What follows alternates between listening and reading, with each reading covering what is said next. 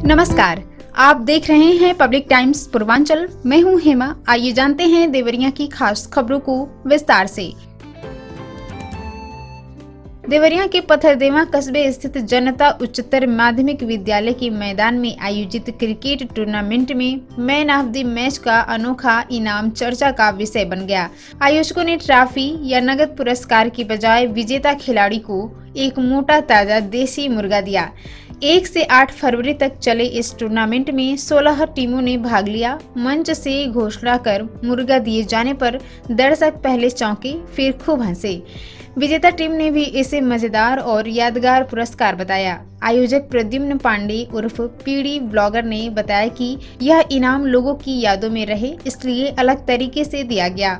पुरस्कार देने का वीडियो सोशल मीडिया पर तेजी से वायरल हो रहा है। थाना श्रीरामपुर क्षेत्र में एक छोटी बच्ची का शव नदी में मिलने से सनसनी फैल गई। सूचना मिलते ही पुलिस मौके पर पहुंची और शव को कब्जे में लेकर पोस्टमार्टम के लिए भेज दिया। परिजनों ने मृतका के चाचा पर हत्या का आरोप लगाया है। पुलिस ने आरोपी चाचा को हिरासत में लेकर पूछताछ शुरू कर दी है। पुलिस का कहना है कि सभी पहलुओं की गहनता से जाँच की जा रही है और पोस्टमार्टम रिपोर्ट आने के बाद ही मौत के कारणों की पुष्टि हो पाएगी। जिला कारागार में स्पष्ट कुष्ठ जागरूकता अभियान के तहत विशेष जागरूकता कार्यक्रम आयोजित किया गया। इस दौरान लिफलेट, पंपलेट, फ्लेक्स और कार्ड के माध्यम से बंदियों को कुष्ठ रोग के पहचान, लक्षण और उपचार के बारे में जानकारी दी गई। साथ ही संदिग्ध मरीजों की भी जांच की गई। कार्यक्रम में जेल अधीक्षक आशीष रंजन और कारापाल RK वर्मा का विशेष सहयोग रहा। चिकित्सकों में doctor Irshad Alam Khan DLC, doctor Mrityunjay Upadhyay PT और विवेक कुमार PMW ने बंदियों को जागरूक करने के साथ साथ उनका स्वास्थ्य परीक्षण किया। जेल में उपचाराधीन एक मरीज की जांच कर उसकी काउंसलिंग भी कराई गई ताकि वह समय से इलाज ले सके और सामाजिक भेदभाव से मुक्त रह सके।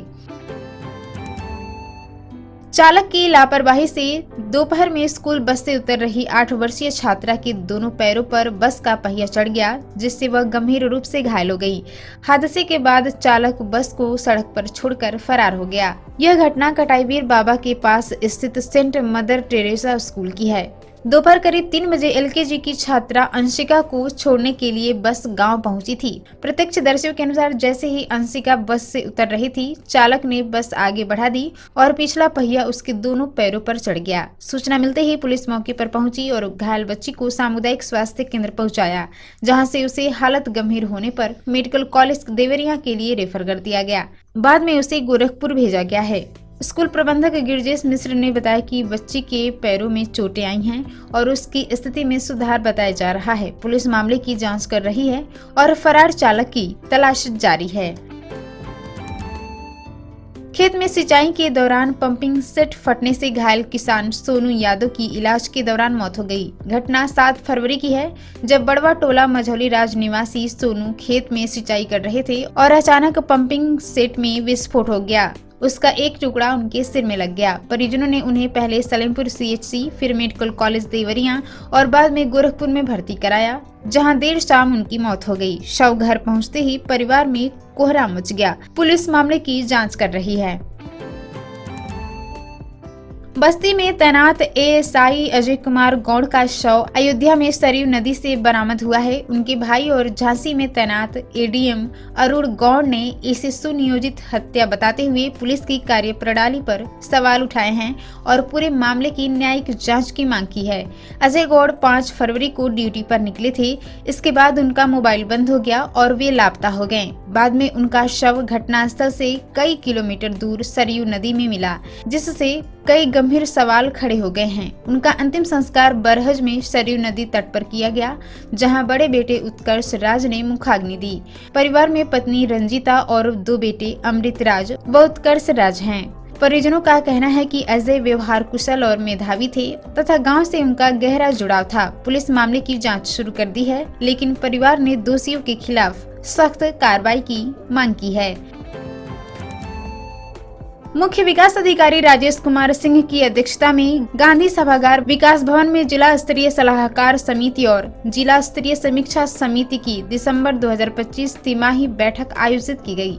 बैठक में बैंकों की प्रगति, वार्षिक ऋण योजना और सरकारी योजनाओं के तहत ऋण वितरण की समीक्षा की गई। दिसंबर 2025 तक 5,63,069 रुपए के लक्ष्य के मुकाबले 4,75,072 रुपए का ऋण वितरण किया गया है, जो 84.37% है। मुख्य विकास अधिकारी ने जनपद का ऋण जमा अनुपात 42.91% होने पर नाराजगी जताते हुए इसे राज्य औसत 59% तक बढ़ाने के निर्देश दिए। कम प्रदर्शन करने वाले बैंकों को सुधार की चेतावनी दी गई और स्वयं सहायता समूहों को CCL ऋण देने में तेजी लाने को कहा गया। किसान credit card, PM Svanidhi, PMFME, एक जनपद एक उत्पाद और अन्य योजनाओं में समयबद्ध तरीके से ऋण देने के निर्देश दिए गए। बैठक में सांसद प्रतिनिधि अभिषेक पांडे, RBI अधिकारी शमसुद्दीन, LDM RS प्रेम सहित कई विभागीय अधिकारी और बैंक प्रतिनिधि मौजूद रहे।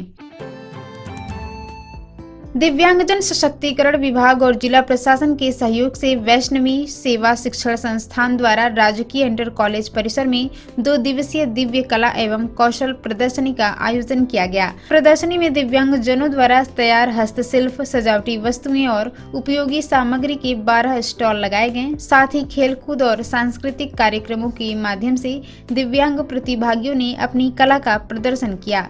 समापन समारोह में उपनिदेशक दिव्यांगजन सशक्तिकरण विभाग अनूप कुमार सिंह ने प्रतिभागियों को प्रमाण पत्र और पुरस्कार देकर सम्मानित किया। कार्यक्रम में विभिन्न विभागों के अधिकारी और संस्थाओं के प्रतिनिधि मौजूद रहे। प्रधान न्यायाधीश परिवार न्यायालय देवरिया बद्री विशाल पांडेय की अध्यक्षता में उनके विश्राम कक्ष में पारिवारिक वादों के निस्तारण को लेकर प्री ट्रायल बैठक आयोजित की गई। बैठक में आगामी राष्ट्रीय लोक अदालत जो 13 दिसंबर 2025 को आयोजित होगा, इसके लिए अधिक से अधिक पारिवारिक मामलों को चिन्हित कर आपसी सुलह समझौते के आधार पर निस्तारित करने पर जोर दिया गया। सचिव जिला विधिक सेवा प्राधिकरण व अपर जिला एवं सत्र न्यायाधीश मनोज कुमार तिवारी ने कहा कि लोक अदालत में शीघ्र और सौहार्दपूर्ण समाधान संभव है। बैठक में अपर प्रधान न्यायाधीश परिवार न्यायालय ब्रजेश मणि त्रिपाठी भी उपस्थित रहे। सचिव जिला विधिक सेवा प्राधिकरण व सिविल जज शैलजा मिश्रा ने जिला कारागार देवरिया का औचक निरीक्षण किया। उन्होंने अधिकार प्राप्त समिति द्वारा चिन्हित बंदियों पर शीघ्र कार्रवाई, पाकशाला में गुणवत्तापूर्ण भोजन तथा जेल चिकित्सालय में बेहतर स्वास्थ्य सुविधाएं सुनिश्चित करने के निर्देश दिए। उन्होंने जमानत मिलने के बाद भी जमानतदार न होने से जेल में बंद कैदियों के मामले में त्वरित कार्रवाई के निर्देश दिए। साथ ही वृद्ध, गंभीर रूप से बीमार बंदियों और महिला बैरक में रह रहे बच्चों को ठंड से बचाने व तत्काल चिकित्सा सुविधा उपलब्ध कराने को कहा। निरीक्षण के दौरान जेल अधीक्षक आशीष रंजन, कारापाल राजकुमार वर्मा व अन्य अधिकारी मौजूद रहे। जिलाधिकारी दिव्या मित्तल ने कलेक्ट्रेट कार्यालय का निरीक्षण कर अभिलेखों के बेहतर रख रखाव और लंबित मामलों के शीघ्र निस्तारण के निर्देश दिए। उन्होंने अभिलेखागार, आपदा और नजारत शाखा का जायजा लिया तथा संयुक्त कार्यालय भवन की मरम्मत कराने को कहा। निरीक्षण में 185 गाँव के नक्शे गायब पाए जाने पर लेखपालों से संकलन कर सुरक्षित रखने के निर्देश दिए गए। साथ ही जलापूर्ति कार्यालय के बाहर अव्यवस्थित बिजली व इंटरनेट तारों को 2 दिनों में दुरुस्त करने को कहा गया। जिलाधिकारी ने स्वच्छता, अभिलेख संधारण और जनहित के कार्यों को प्राथमिकता देने पर जोर दिया। थाना भलवनी पुलिस ने चोरी के 4 अंतर जनपदीय आरोपियों को गिरफ्तार कर 15,000 रुपए नगद और सोने चांदी के आभूषण बरामद किए हैं। गिरफ्तार अभियुक्तों में सीतापुर व मऊ जनपद के 4 लोग शामिल हैं, जिन्होंने 1 व 2 फरवरी की रात पटखौली गांव में नकबजनी की घटना को अंजाम दिया था। पुलिस ने इनके पास से बिछिया, पायल, अंगूठी, नाक की कील, झुमका व अन्य आभूषण बरामद किए हैं। इस कार्रवाई के साथ ही भलवनी, सलेमपुर, सुरवली और गौरी बाजार थाना क्षेत्रों में दर्ज कुल 4 चोरी के मामलों का सफल खुलासा हुआ है। तो ये थी देवरिया की खास खबर। देवरिया की ताजा अपडेट्स जानने के लिए जुड़े रहिए पब्लिक टाइम्स पूर्वांचल से। नमस्कार।